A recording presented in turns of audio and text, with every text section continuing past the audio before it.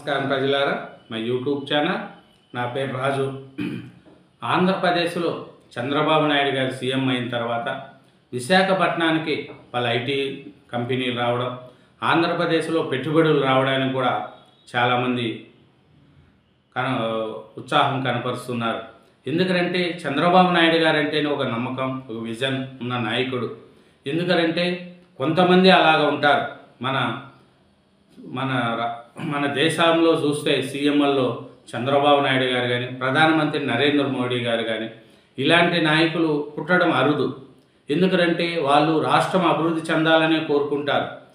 నరేంద్ర మోడీ గారు అయితే దేశం కోసం ఎన్నో కార్యక్రమాలు చేస్తున్నాడు. ఆర్థిక వ్యవస్థ ప్రజలు బాగుండాలని ఆయన ముందు చూపుతూ అనేక కార్యక్రమాలు చేపిస్తున్నారు. అలాగే చంద్రబాబు నాయుడు గారు కూడా ఆంధ్రప్రదేశ్లో నవేంద్రగా ఏర్పడిన తర్వాత రెండో తడవ సీఎం కావడం, మొదటి తడవలోనే అమరావతి రాజధానిగా ప్రకటించడం, పోలవరం ప్రాజెక్టును పరుగులు పెట్టించడం కూడా జరిగింది. తర్వాత వచ్చిన వైసీపీ ప్రభుత్వం రాజధాని అంటూ ఒక ఇటుక పేర్చలేదు. 3 రాజధానులు అంటూ 3 ముక్కలాట ఆడి పోలవరం ప్రాజెక్టును పట్టించుకోకుండా, పెట్టుబడిదారులను ప్రోత్సహించకుండా ఆంధ్రప్రదేశ్ ఎలా విచ్చలవిడిగా అయిపోయిందో మనకు అందరికీ తెలుసు. అలాగే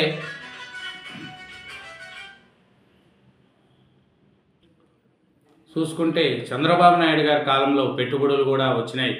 మన హైదరాబాద్ను చూసుకుంటా పోతే హైదరాబాద్కు మైక్రోసాఫ్ట్ రప్పించిన చంద్రబాబు నాయుడు గారు ఇప్పుడు విశాఖకు గూగుల్ వస్తున్నది కూడా చంద్రబాబు ఆయనలోనే. ఇది యాదృచ్ఛికం కాదు.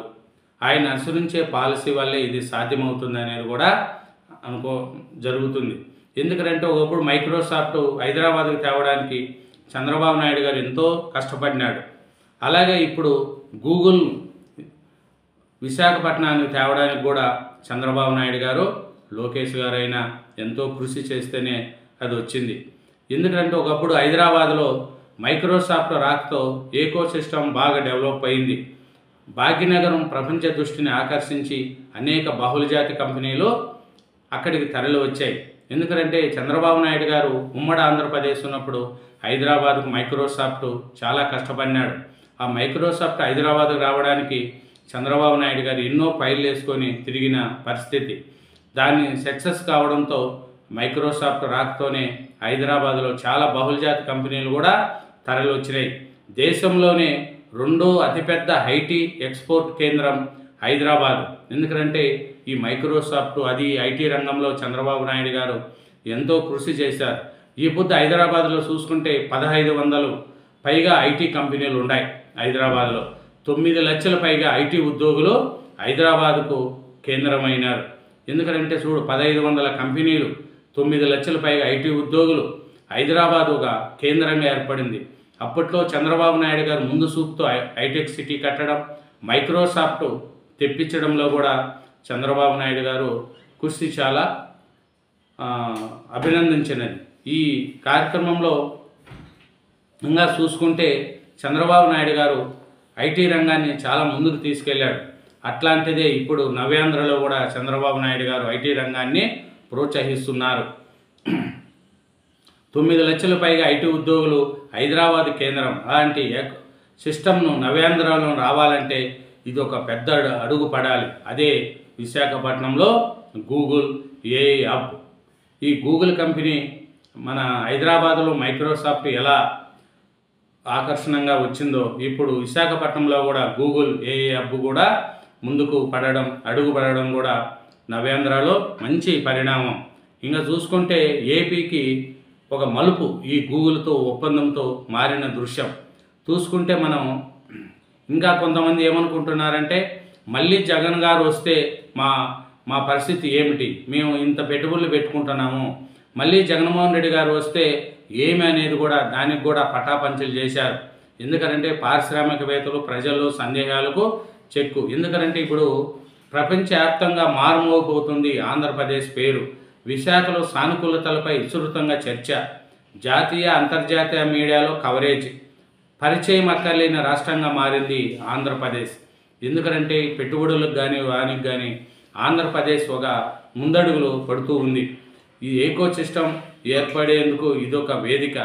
గూగుల్తో అనేక అనుబంధ సంస్థలు కూడా దీంతో మన వస్తాయి. ఇదంతా జీర్లించుకొని వైసీపీ మేధావులు ఇసం చెమ్మడమే అజెండాగా కుయుక్తులు చేస్తున్నారు. ఎందుకంటే వైసీపీ వాళ్ళకు ఆంధ్రప్రదేశ్ అభివృద్ధి చెందుతుందంటే ఒప్పుకోలేరు. ఏదేదో ఉంటుంది. గూగుల్ అంటే ఒక షెడ్డు, ఆడ ఏముండదు, ఏం కంపెనీలు వస్తున్నాయి, వైజాగ్లో ఏమీ రాలేదు, మేమున్నప్పుడు అద్దెచ్చినాం ఇద్దెచ్చినాం అని అన్నారు. అమరావతి రాజధానినే డెవలప్ చేయలేకపోయారు వైసీపీ వాళ్ళు. ఇప్పుడు ఇంకా చూసుకుంటే విశాఖపట్నంలో చూసుకుంటే ఈ గూగుల్తో చాలా అనుబంధ కంపెనీలన్నీ కూడా రాబోతున్నాయి.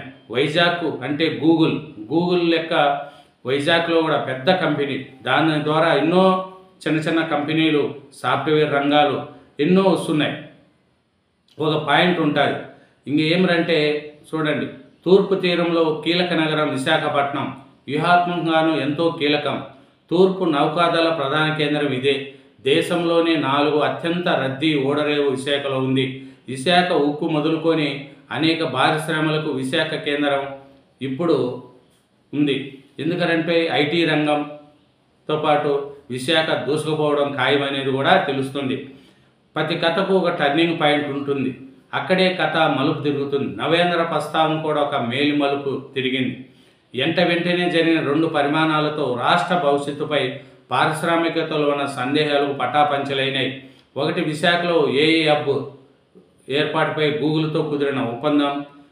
రెండోది వచ్చి కర్నూలు సభలో గురువారం ప్రధాని మోడీ చేతుల మీదుగా ప్రారంభమైన శ్రీకారం చుట్టుకున్న ప్రాజెక్టులు, రాష్ట్రానికి స్వచ్ఛమైన భరోసా ఇచ్చిన ఆయన ప్రసంగం.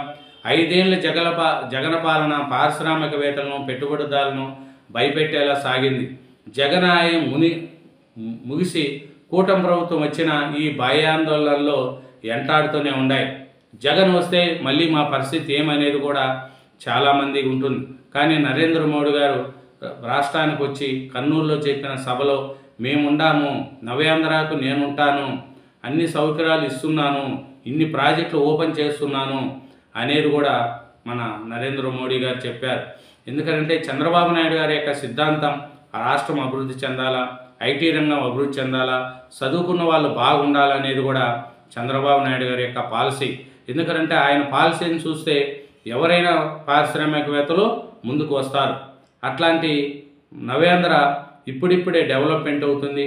గూగుల్తో కూడా మంచి పొజిషన్కు రాగలుగుతుంది. ఎందుకంటే గూగుల్ విశాఖపట్నంలో రావడం, దానికి అనుబంధ సంస్థలు కూడా చాలా వస్తున్నాయి గూగుల్తో పాటు. కాబట్టి నవేంద్రకు మహాదర్శకత ఒక దశ అనేది స్టార్ట్ అయింది.